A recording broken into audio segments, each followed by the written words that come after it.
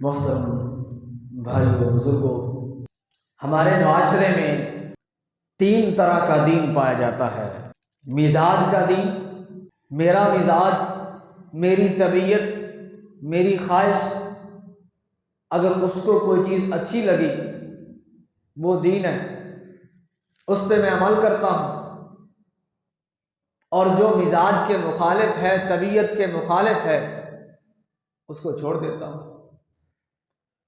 دوسرا سماج کا دین، معاشرے کا دین۔ معاشرے کے اندر، سماج کے اندر جس چیز پر عمل کیا جاتا ہے، جس کو دین سمجھا جاتا ہے، ہم بھی اسے دین سمجھتے ہیں اور اس پر عمل کرتے ہیں، اور جس چیز پر معاشرے میں عمل نہیں کیا جاتا اس کو دین نہیں سمجھتے، اس پر عمل نہیں کرتے۔ اور تیسرا اللہ تعالیٰ کا نازل کردہ دین ہے۔ یہ 3 طرح کے دین ہمارے معاشرے میں پائے جاتے ہیں۔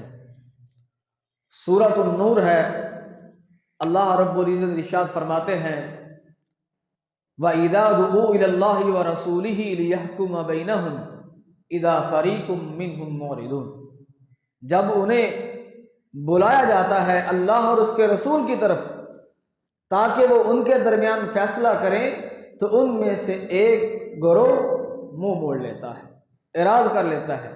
وَإِن يَكُن لَّهُمُ الْحَقُّ يَأْتُوا إِلَيْهِ مُذْعِنِينَ، اور اگر ان کے لیے کوئی حق ہو تو وہ اس کی طرف خوشی سے دوڑتے ہوئے آ جاتے ہیں۔ تو اس سے معلوم ہوا کہ ایسا عمل، ایسی اطاعت اللہ کے ہاں کوئی معنی نہیں رکھتی، جو اپنی طبیعت، اپنے فائدے کے لیے ہو تو اس کو مان لو اور باقی کو چھوڑ دو۔ ہمارے معاشرے میں دودھ میں ملاوٹ کرنے والا، دودھ میں پانی ڈال کر دودھ کو بیچنے والا، جو پانی بچے گا نا، اگر اسے پیے گا تو اسے بیٹھ کر پیے گا، کھڑا ہو کر نہیں پیے گا۔ کوئی اس سے پوچھے بھائی تم کھڑا ہو بیٹھ کر کیوں پی رہے ہو، کہے گا سنت یہ ہے کہ اللہ کے نبی نے بیٹھ کر پینے کا حکم دیا۔ اب بندہ سوچنے پہ مجبور ہو جاتا ہے کہ سنت پہ اتنا عمل کرنے والا وہ دودھ میں ملاوٹ کیسے کر سکتا ہے۔ اسی طرح مسواک کے سائز کی بات ہوتی ہے، مسواک کتنا ہونا چاہیے، لیکن داڑھی 1 انچ سے اس کی بڑھتی نہیں ہے، جبکہ شریعت نے مسواک کے سائز کے اوپر کوئی بات نہیں کی ہے۔ جبکہ داڑھی کے بارے میں تو یہ کہا کہ داڑھی کو بڑھاؤ، داڑھی کو لٹکاؤ، داڑھی کو معاف کر دو، داڑھی کو چھوڑ دو۔ اسی طرح رمضان میں پوچھے گا مولانا صاحب، حلق سے اگر انجانے میں پانی کا 1 قطرہ نیچے اتر جائے تو اس سے روزہ تو نہیں ٹوٹ جائے گا، لیکن وہی آدمی بہن کی وراثت ایکڑوں کے ایکڑ کھا کر بیٹھا ہوا ہے، اس کی اس کو کوئی فکر نہیں ہوتی۔ بہنوں کے وراثتی حق مارے ہوئے ہیں، ہمسایہ بھوکا بیٹھا ہوا ہے، لیکن ویلفیئر کی تنظیمیں چلاتا ہے، لوگوں کی فلاح و بہبود کے بڑے کام اور بڑے بڑے اس کے ادارے چل رہے ہیں، اور دسترخوان چلتے ہیں اس کے، اور صورتحال یہ ہے۔ جبکہ اللہ تعالیٰ تو فرماتے ہیں یا ایھا الذین آمنوا ادخلوا فی السلم کافہ، اے لوگوں جو ایمان لائے ہو پورے کے پورے اسلام کے اندر داخل ہو جاؤ۔ ولا تتبعوا خطوات الشیطان، شیطان کے قدموں کی پیروی نہ کرو، شیطان کے پیچھے نہ چلو، انہ لکم عدو مبین، بلا شبہ وہ تمہارا کھلا دشمن ہے۔ یہ یہود کی روش ہے، مطلب کی بات کو لے لینا، فائدے کی بات کو لے لینا، کچھ باتوں پہ عمل کرنا، باقیوں کو چھوڑ دینا، ان پر عمل نہ کرنا۔ اللہ تعالیٰ نے سورہ بقرہ میں ان کی اس روش کا ذکر کیا۔ اللہ نے انہیں حکم دیا ایک دوسرے کو قتل نہیں کرنا، ایک دوسرے کے خلاف ایک دوسرے کی مدد نہیں کرنی، قیدی نہیں بنانا کسی کو، اور چوتھا حکم کیا دیا کہ اگر کوئی قیدی ہو جائے تو فدیہ دے کر چھڑا لینا ہے۔ یہودیوں نے کیا کیا، صرف ایک بات پہ عمل کیا، وہ کیا کہ قیدیوں کو فدیہ دے کے چھڑا لیتے، باقی سارے کام کرتے رہے۔ تو اللہ تعالیٰ نے اس کے اوپر فرمایا آفَتُؤْمِنُونَ بِبَعْضِ الْكِتَابِ وَتَكْفُرُونَ بِبَعْضٍ، تم بعض کتاب پر ایمان لاتے ہو، بعض کو چھوڑ دیتے ہو۔ فما جزاء من يفعل ذلك منكم الا خزي في الحیات الدنیا، جو یہ کام کرے گا دنیا کے اندر اس کے لیے رسوائی ہے، اور قیامت کے دن وہ سخت ترین عذاب کی طرف لوٹا جائے گا۔ اسی طرح مشرکین مکہ دعویٰ تو ان کو یہ تھا کہ ہم ابراہیمی ہیں، ہم ابراہیم علیہ السلام کی ملت، ان کے دین کی پیروی کرنے والے، اس کے اوپر چلنے والے، اس کے اوپر عمل کرنے والے ہیں، لیکن اعمال ان کے اس سے مختلف تھے۔ ایک طرف تو کہتے تھے کہ آسمان جیسی مضبوط مخلوق اللہ تعالی اکیلے نے بنائی ہے، لَيَقُولُنَّ اللَّهُ، جب آپ ان سے پوچھیں گے امن خلق السماوات والارض، آسمان و زمین کو کس نے پیدا کیا، لَيَقُولُنَّ اللَّهُ، تو کیا کہیں گے؟ یقیناً اللہ نے پیدا کیا ہے۔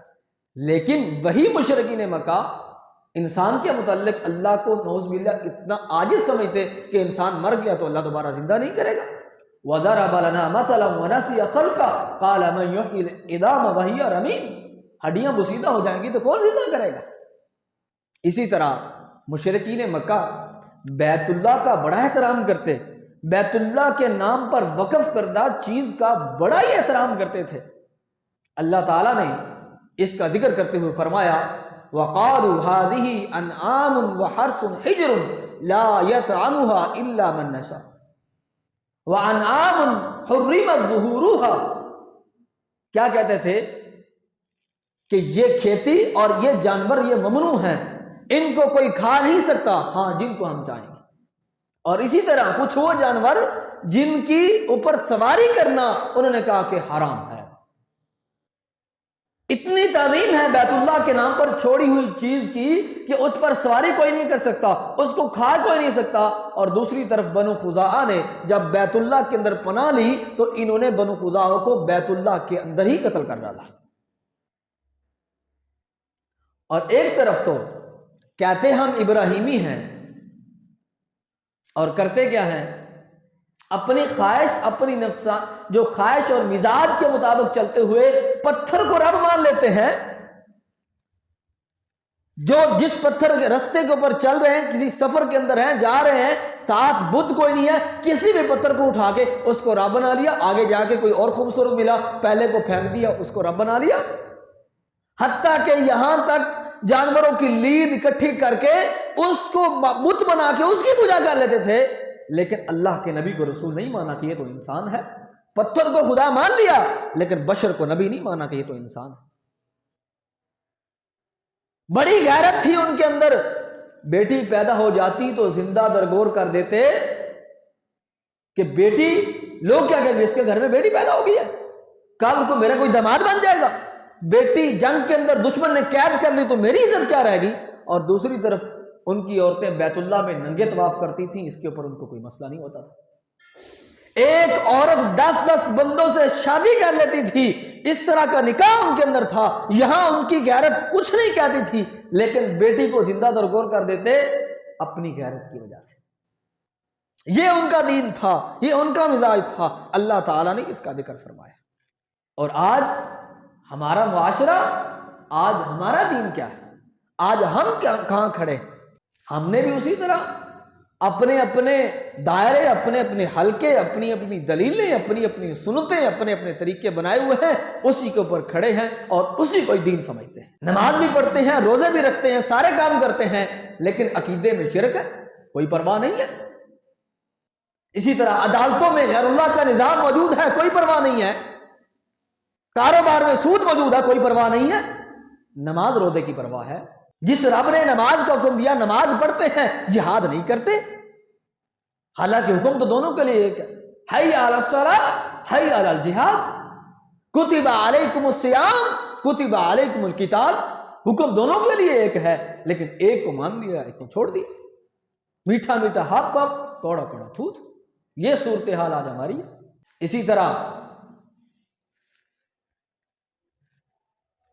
اسی طرح ہمارے معاشرے کے اندر اگر آپ کسی بندے کو دیکھیں کہ رفع الیدین تو کرتا ہے، سینے پہ ہاتھ بھی باندھتا ہے، لیکن اس کی شلوار مسلسل ٹخنوں سے نیچے رہتی ہے، داڑھی رکھتا نہیں ہے، تو یہ مطلب اس کا یہ نہیں ہے کہ وہ اللہ کا دین سمجھ کے ساری رفع الدین کر رہا ہے.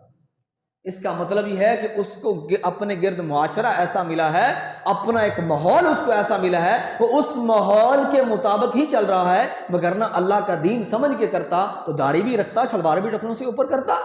اسی طرح کسی نے بڑا زور دیا ہے پگڑی کے اوپر زرد رنگ کی فلاں رنگ کی پگڑیاں پہننی جائیں، لیکن شلوار اس کی مسلسل ٹخنوں سے نیچے رہتی ہے، اس کو پرواہ نہیں ہوتی.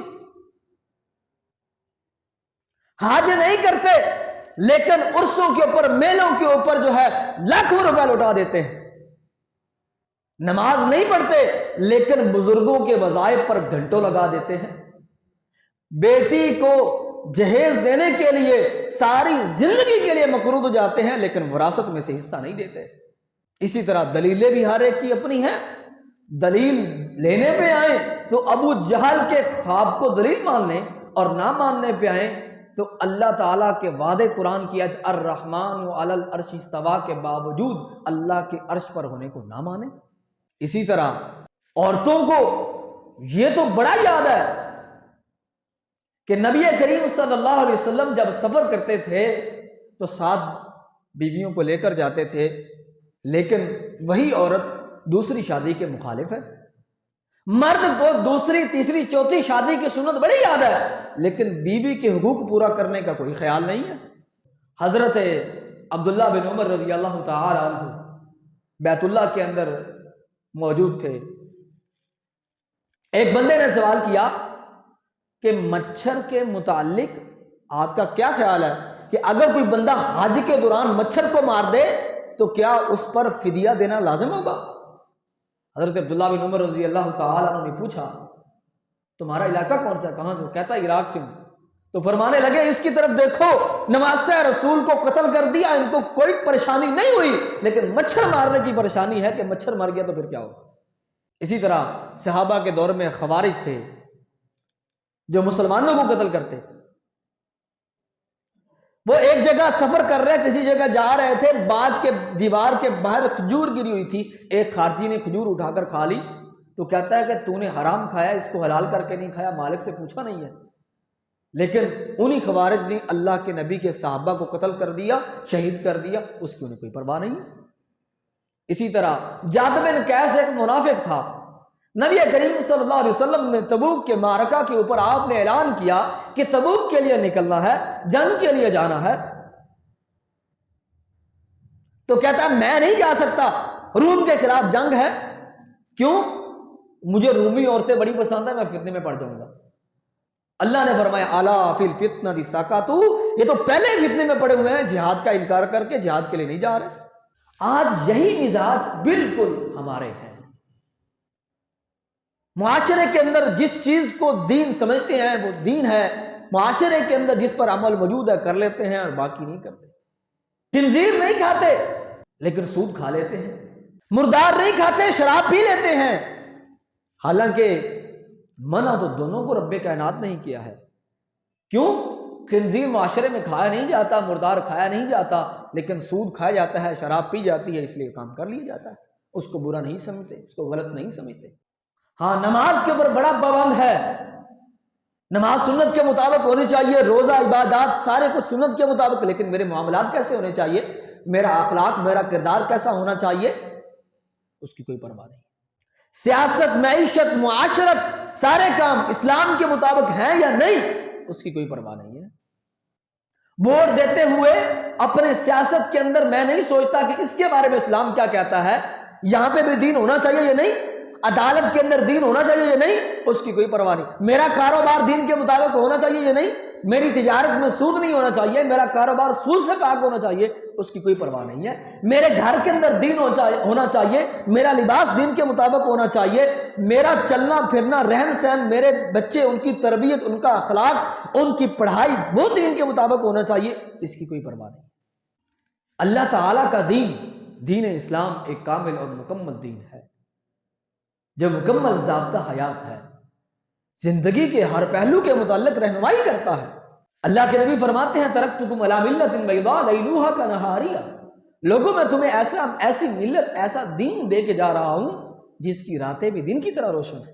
لیکن آج ہم نے کس کو دین سمجھا ہوا ہے؟ اسلام کہتا ہے غصہ نہیں کرنا. صحابی آئے اللہ کے نبی کے پاس، کہتے اللہ کے نبی اوصینی یا رسول اللہ، وصیت کیجئے. فرمایا لا تغضب، غصہ نہ کر. فرد مرارا، کئی مرتبہ اس نے پوچھا، سوال کیا اللہ کے نبی وصیت کیجئے، مجھے نصیحت کیجئے. آپ نے فرمایا غصہ نہیں کرنا. لیکن میں غصہ کرتا ہوں. دین کہتا ہے غصہ نہیں کرنا، لیکن میں غصہ کرتا ہوں. اسلام کہتا ہے کہ اپنے معاملات میں، عبادات میں سستی نہیں دکھانی، لیکن میرے ہر معاملے میں سستی اور کاہلی شامل ہے، غفلت شامل ہے. اسلام کہتا ہے تمہارے معاملات بھی اسلام کے مطابق ہونے چاہیے، لیکن میرے معاملات اپنی مرضی کے مطابق ہیں. جب خوشی آتی ہے تب میں دین بھول جاتا ہوں. شادی بیاہ کا موقع ہے، خیر ہے. غمی آتی ہے تب بھی دین بھول جاتا ہوں. خاندان والے کیا کہیں گے، میری تو ناک کٹ جائے گی، معاشرے میں کسی کو منہ دکھانے کے قابل نہیں رہوں گا. بیٹے کی شادی پہ اتنا خرچ نہیں کیا تو میرا لوگ کیا کہیں گے. میرے بھائی نے اپنے بچے کی شادی پہ اگر 6-7 لاکھ خرچ کیا تو میں 10 لاکھ کروں گا. شریعت کہتی ہے تمہارے معاملات میں فضول خرچی نہیں ہونی چاہیے، میانہ روی ہونی چاہیے، اعتدال ہونا چاہیے. قناعت کرنے والے بن جاؤ. طوبیٰ لمن اوتی الی الاسلام ورزق کفافا وقنعہ اللہ بما آتاہ. فرمایا وہ بندہ بڑا خوش نصیب ہے جس کو اللہ نے اسلام کی ہدایت دے دی، اسلام کی توفیق دے دی اور گزارے کے مطابق اسے رزق ملا. وقنعہ اللہ بما آتاہ، جو بھی اللہ نے دیا اس کے اوپر اس کو قناعت کرنے والا، کفایت کرنے والا بنا دیا. اسلام تو یہ کہتا ہے کہ میرا مزاج قناعت کرنے والا، جو اللہ نے دیا اس کا شکر ادا کرنے والا بن جاؤں، اسی کے اوپر گزارا کروں. لیکن میں فضول خرچی کو پسند کرتا ہوں، میں قناعت کو پسند نہیں کرتا. میرا مزاج یہ ہے. تو یہ اللہ کا دین تو نہیں ہے، یہ اسلام تو نہیں ہے. ایسے دین اسلام کی اللہ کو کوئی ضرورت نہیں ہے. تعلیم تم نے برطانیہ سے لی ہوئی ہے، انگریزوں سے لی ہوئی ہے. تعلیمی نظام تمہارا یہ ہے، عدالتوں کا نظام بھی تم نے انگریزوں سے لیا ہوا ہے، مستعار لیا ہوا ہے. اور اسی طرح اگر ہمارا معاشی نظام ہے تو وہ یہودیوں کا دیا ہوا ہے، معاشرتی نظام ہے تو وہ ہندوؤں سے لیا ہوا ہے. آج تک ہم اسی کے اوپر کھڑے ہوئے ہیں. زمین کا ایک خطہ لے کر ہم خوش ہیں، باقی سارے معاملات میں اللہ کا دین اس کو نظر انداز کیا ہوا ہے. نماز روزہ بس اسی کو دین سمجھا ہوا ہے. اور شاید ہم یہ سمجھتے ہیں کہ داڑھی رکھنا، دین داری، یہ سارے معاملات میں دین یہ صرف مولوی کا کام ہے، ہمارا کام یہ نہیں ہے. بس ہم نے تو کلمہ پڑھ لیا ہے، اسی کے اوپر اکتفا ہے، جنت میں چلے جائیں گے انشاءاللہ. کوئی صرف 5 وقت کی نماز کا مسلمان ہے اور کوئی صرف جمعہ کا مسلمان ہے، کوئی سال کے بعد صرف عید کا مسلمان ہے.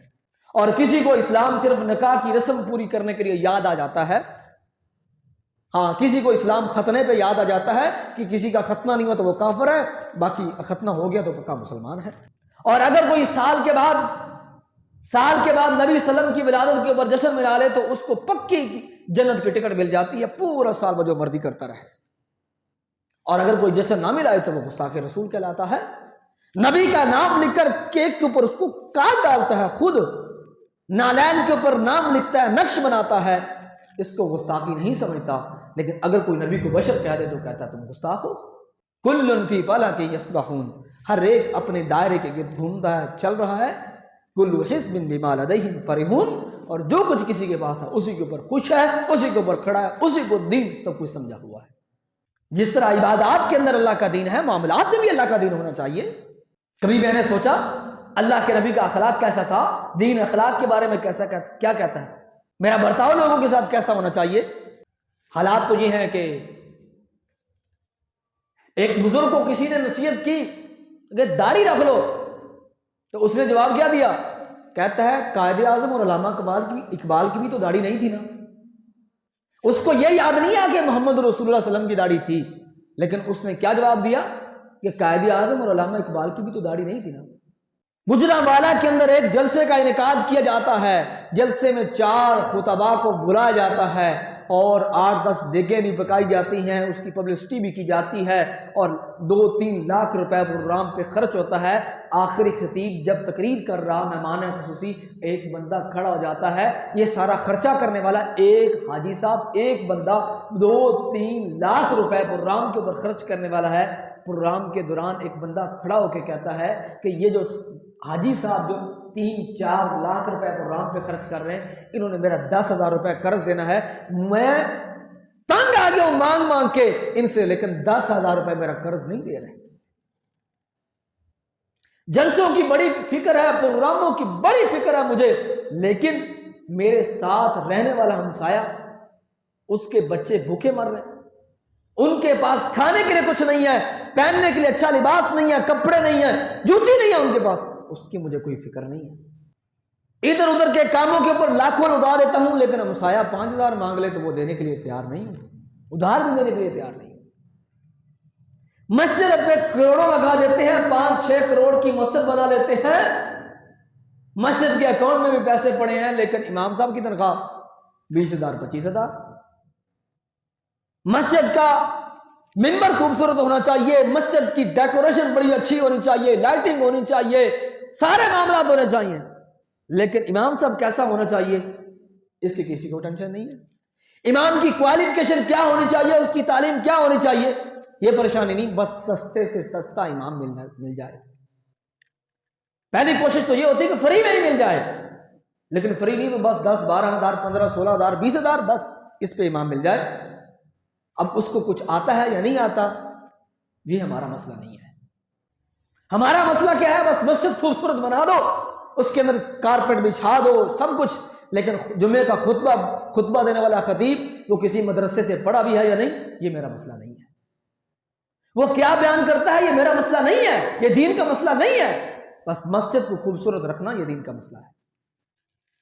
اگر مسجد کا خادم امام صاحب نے صفائی نہیں کی ہے, مسجد کی صفائی نہیں ہے, کہیں گند پڑا ہے, تو اس کو کوسیں گے, اس کو ڈانٹیں گے, لیکن امام صاحب نے ضعیف روایات بیان کی ہیں, قرآن کی تشریح غلط کی ہے, یہ میرا مسئلہ نہیں ہے.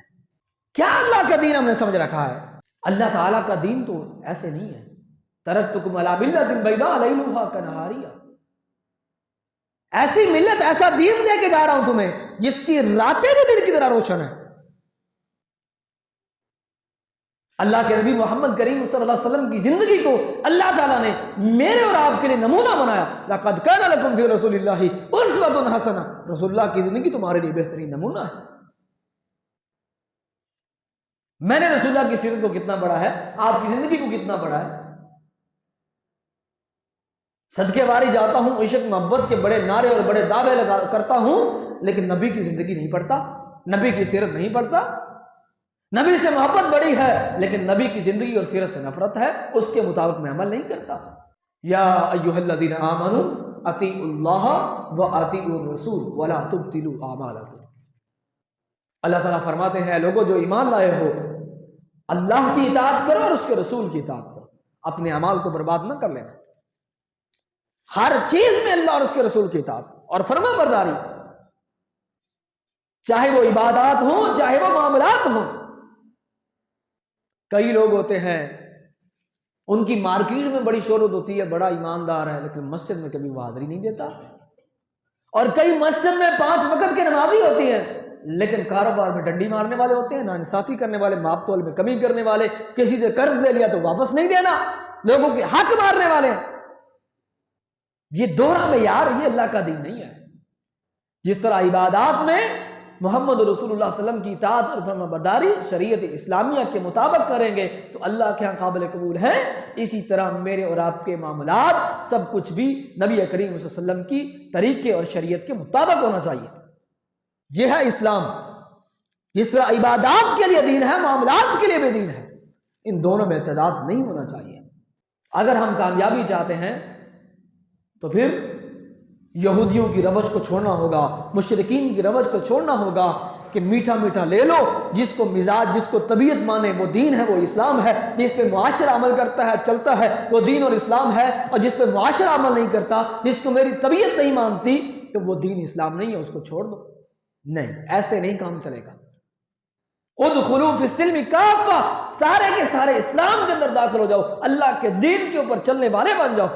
تمہاری عبادات بھی دین کے مطابق ہوں, تمہارے معاملات بھی دین کے مطابق ہوں, سب کچھ. اور لقد کان لکم فی رسول اللہ اسوۃ حسنہ, رسول اللہ کی زندگی نمونہ ہے. آپ کی زندگی کو پڑھو, اپنی زندگی کو رسول اللہ کی سیرت کے مطابق بناؤ.